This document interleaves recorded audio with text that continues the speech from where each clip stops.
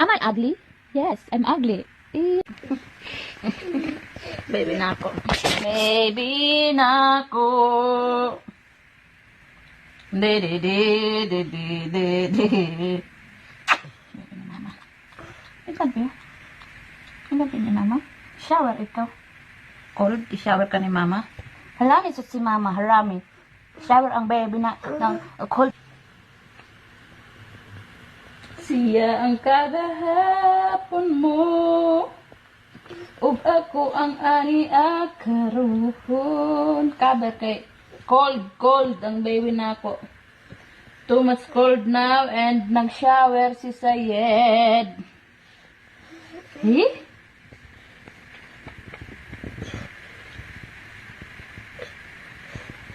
Shower ka? Shower ang baby na ako. Shower. Too much cold now, but my baby is shower now.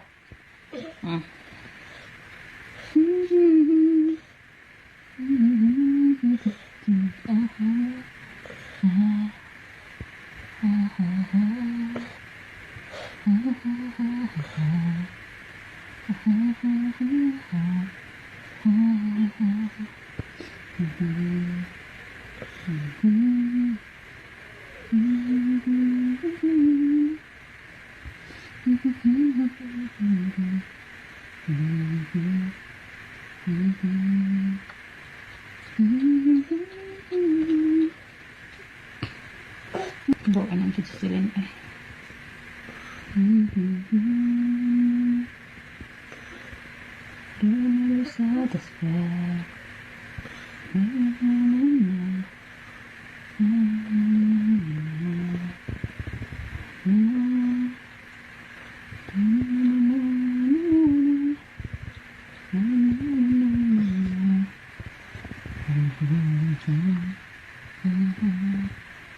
I won't let go.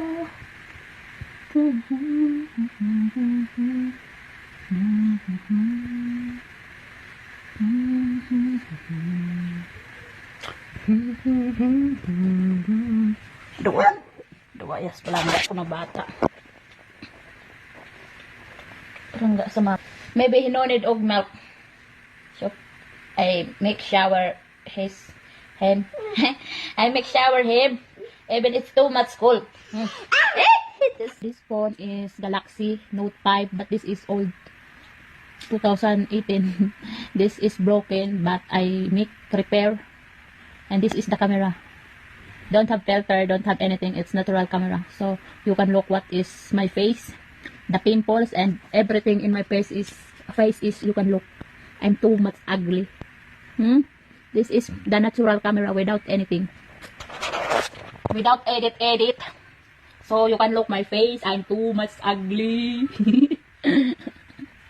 I'm laughing on myself. Why I'm too much ugly? Yeah.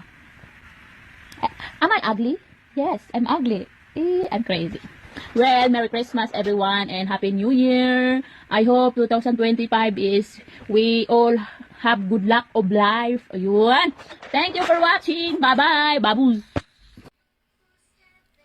Come na, mag-drink na og milk. Di na ta magkuhan, breastfeeding sa imuha, di man ka magtarong. Tapi man nag-pick abo si mama sa imuha.